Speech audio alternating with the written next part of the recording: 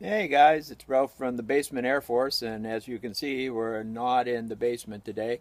It's 78 degrees in Atlanta today. It's sunny and it's beautiful, so I'm enjoying a day out on the deck, and Marco and Eve are chasing chipmunks. So thought I would do a little something different and finish the Revell tank yesterday, in fact, or 2 days ago, I guess it was. And thanks for all the kind comments on it. And I thought I'd do a little review on my next build. And it's the U.S. light tank M5A. I had it downstairs and didn't even know I had it. So let's do a little review on that. All right, let's take a look at this M5A US light tank and see what it's all about. Seems to be a pretty straightforward kit. Typical Tamiya instructions. Gives you a little rundown on the tank. Evidently, it was entered into production as the M3 in 1940. A lot of modifications done until September of 1942 when the M5A1 was put into production. Had twin Cadillac V8 engines into it, and it can be built as two different tanks.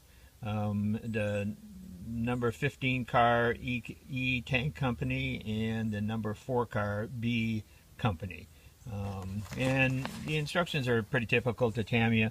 It starts out with the road wheels, which I always wait until the end to do. This particular sheet flips upside down, so you'll have to pardon me. And then it goes on to building the lower hull and the suspension, and then on to the upper hull, the handrails, lights, looks like the top plate that holds the turret, then into some of the engine components on the back, hatches. Let's see what's here. The turret itself, it looks like the turret's in 1, 2, 3, 4 pieces, so not too bad. And the gun is in 2 halves, of course. Then the final turret assembly with the 50 cal machine gun on top of it, and then mating it to the upper hull. So anyhow, pieces have the upper hull. Typical Tamiya. I don't know. I looked around for a date onto it, but didn't see anything. But virtually no flash onto it. It's probably an older kit, but it seems to be in really pretty good shape.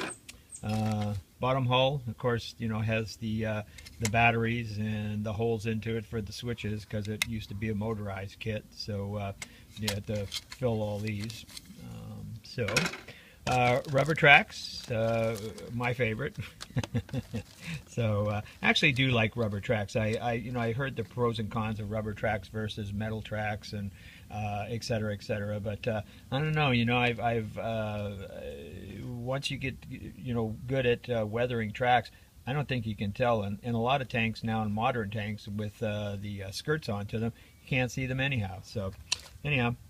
And then it has 2 bags of screws, and I won't open them, but you can see them in there. It's typical the drive sprockets and the gun and the panels, engines, tools, etc. This one has the base for the turret, the figure, and the figure has the tank crewman. Sitting outside shooting the gun, which is kind of neat. But I have an extra figure, and the upper crew commander's hatch can be opened, so I may put a commander into it also. So anyhow, that's it. That's the next project, the M5A1 US light tank. So I hope you enjoyed this little impromptu review, and we'll see how the build goes. You guys have a good day, and we'll talk to you soon.